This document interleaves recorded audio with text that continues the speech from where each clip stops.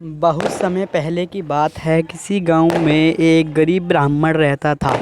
एक दिन उस ब्राह्मण के घर कुछ अतिथि आए। ब्राह्मण की स्थिति इतनी खराब थी कि उन अतिथियों को खिलाने के लिए घर में अनाज तक नहीं था। इस स्थिति को लेकर ही ब्राह्मण और उसकी पत्नी के बीच थोड़ी कहासुनी होने लगती है। ब्राह्मणी कहती है कि तुम्हें पेट भरने योग्य अनाज कमाना भी नहीं आता है। इसी का नतीजा है कि आज घर में अतिथि आ खड़े हुए हैं और हमारे पास उन्हें खिलाने के लिए कुछ भी नहीं है। इस पर ब्राह्मण अपनी पत्नी से कहता है, कल कर्क संक्रांति है।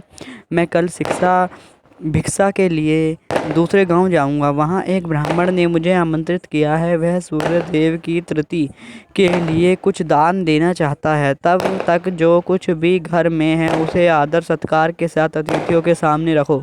ब्राह्मण की यह बात सुनकर ब्राह्मणी कहती है, तेरी पत्नी होकर मैंने कभी सुख नहीं भोगा है, ना कभी खाने को मेवा मिष्ठान मिला, ना ही ढंग के वस्त्र और आभूषण। आज तू कह रहा है कि जो भी घर में पड़ा है वो अतिथियों के समक्ष रख दो। जब कुछ है ही नहीं तो मैं उनके सामने क्या रख दूं?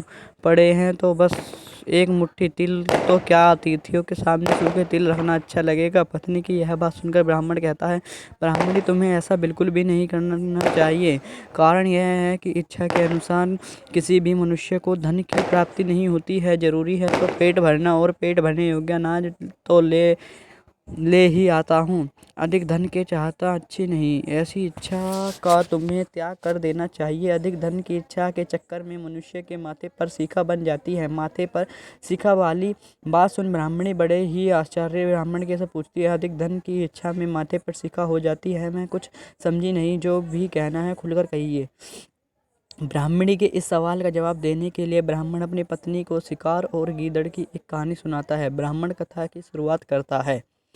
एक दिन एक शिकारी जंगल में शिकार की खोज कर रहा था। जंगल में कुछ दूर आगे बढ़ने के बाद शिकारी एक काले रंग का पहाड़ जैसा विशाल सूअर दिखाई देता है। सूअर को देखते ही शिकारी अपना धनुष उठा लेता है और कमान खींचते हुए सूअर पर निशाना लगा देता है।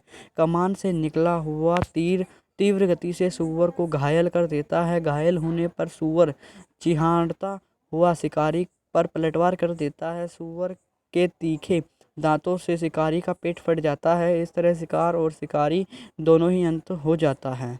इस बीच खाने की तलाश में भटकता हुआ एक भूखा गीदड़ वहां से होकर गुजरता है जहां शिकारी और सूअर का सब पड़ा हुआ था। बिना मेहनत इतना सारा भोजन देख गीदड़ मन ही मन बहुत खुश होता है और मन ही मन सोचता है कि आज तो ईश्वर की बड़ी कृपा हुआ जो इतना अच्छा और अधिक भोजन एक साथ मुझे मिला है। मैं इसे धीरे धीरे और आराम से खाऊंगा ताकि लंबे समय तक मैं इसे उपयोग में लाऊंगा। इस तरह मैं इस भोजन के साथ लंबे समय तक अपनी भूख को शांत रख पाऊंगा। इन सभी बातों पर विचार करते हुए गीदड़ सबसे पहले छोटी छोटी चीज़ों को खाना शुरू करता है। तभी उसे शिकारी के मृत शरीर के पास धनुष का पड़ा दिखाई देता है।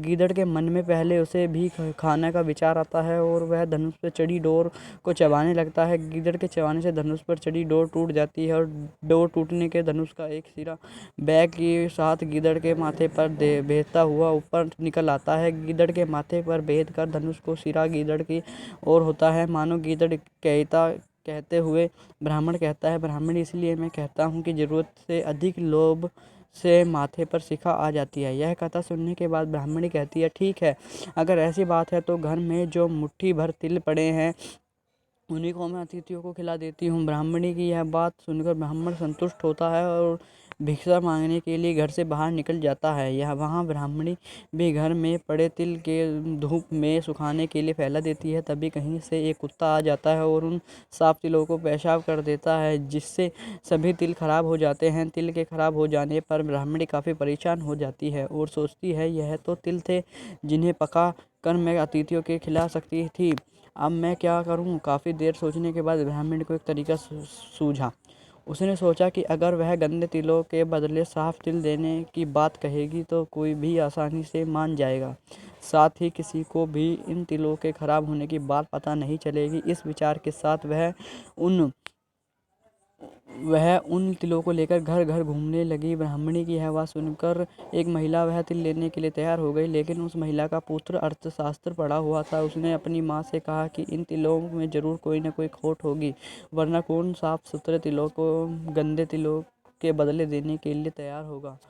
पुत्र की यह बात सुनकर महिला ने ब्राह्मणी के तिलों को लेने से मना कर दिया। कहानी से सीख: हमारे पास जो भी होता है हमें उसी में सुखी रहना चाहिए। किसी के पास ज़्यादा चीज़ देखकर दुखी नहीं होना चाहिए। माथे पर शिखा निकल आई हो, घायल होने के कारण कुछ देर बाद गीदड़ की भी मौत हो जाती है।